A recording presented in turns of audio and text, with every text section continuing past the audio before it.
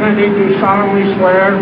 I, John Fitzgerald Kennedy, do solemnly swear. That you will faithfully execute the office of President of the United States. That I will faithfully execute the office of President of the United States. And will, to the best of your ability. And will, to the best of my ability. Preserve, protect, and defend the Constitution of the United States. Preserve, protect, and defend the Constitution of the United States. So help you God. So help me God.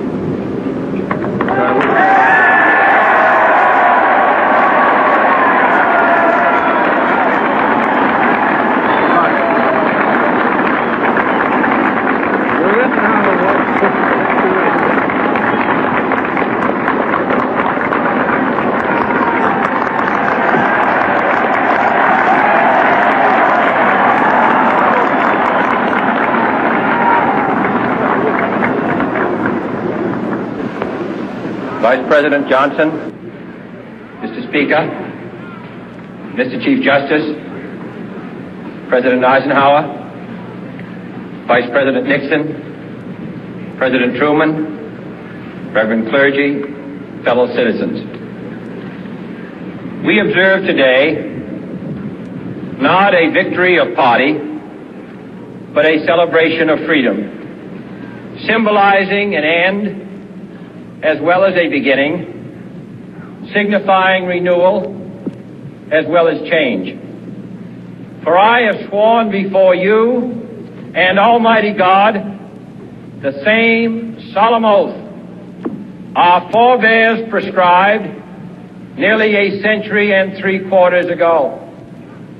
The world is very different now, for man holds in his mortal hands the power to abolish all forms of human poverty and all forms of human life. And yet the same revolutionary beliefs for which our forebears fought are still at issue around the globe.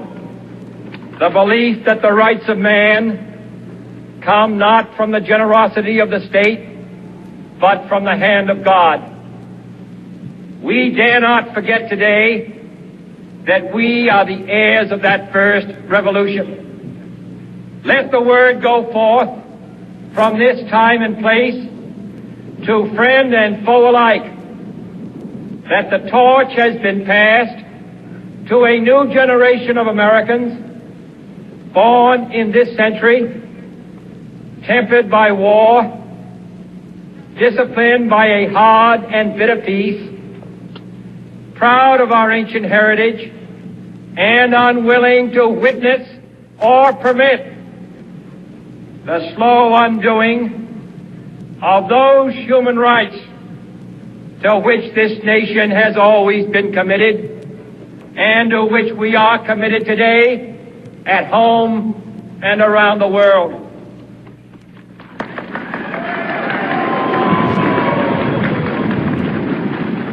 Let every nation know, whether it wishes us well or ill, that we shall pay any price, bear any burden, meet any hardship, support any friend, oppose any foe to assure the survival and the success of liberty.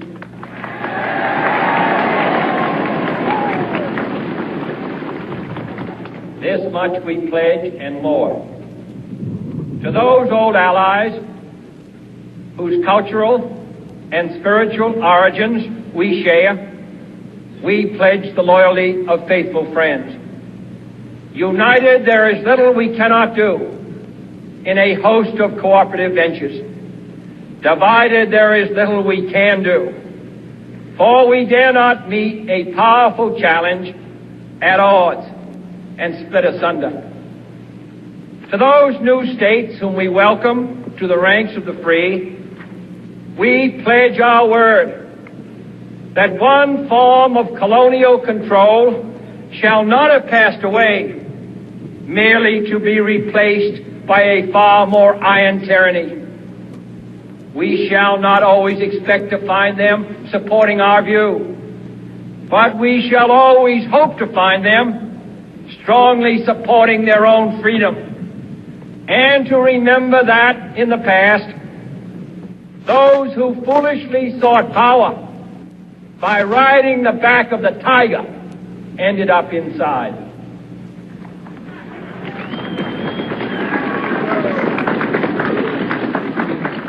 To those people in the huts and villages of half the globe struggling to break the bonds of mass misery, we pledge our best efforts to help them help themselves for whatever period is required, not because the communists may be doing it, not because we seek their votes, but because it is right.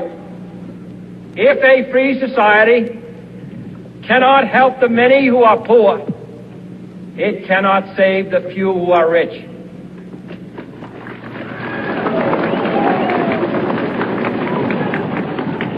To our sister republics south of our border, we offer a special pledge to convert our good words into good deeds, in a new alliance for progress, to assist free men and free governments in casting off the chains of poverty.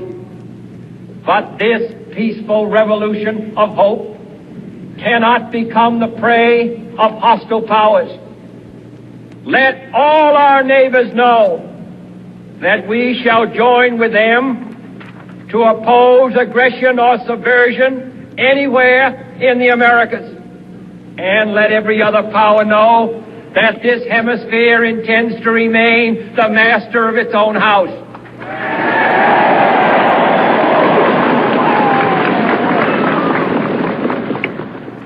To that World Assembly of Sovereign States, the United Nations, our last best hope, in an age where the instruments of war have far outpaced the instruments of peace, we renew our pledge of support to prevent it from becoming merely a forum for invective, to strengthen its shield of the new and the weak, and to enlarge the area in which its writ may run. Finally, to those nations who would make themselves our adversary, we offer not a pledge, but a request that both sides begin anew the quest for peace. Before the dark powers of destruction, unleashed by science, engulf all humanity in planned or accidental self-destruction. We dare not tempt them with weakness, for only when our arms are sufficient beyond doubt can we be certain beyond doubt that they will never be employed. But neither can two great and powerful groups of nations take comfort from our present course, both sides overburdened by the cost of modern weapons, both rightly alarmed by the steady spread of the deadly atom, yet both racing to alter that uncertain balance of terror that stays the hand of mankind's final war. So let us begin anew, remembering on both sides that civility is not a sign of weakness, and sincerity is always subject to proof. Let us never negotiate out of fear, but let us never fear to negotiate.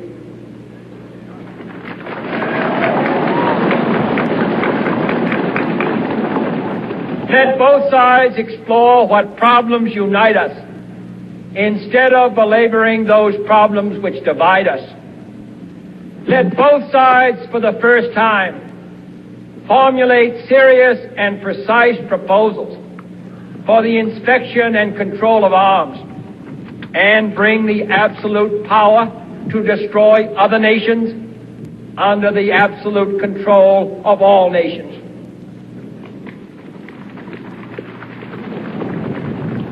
Let both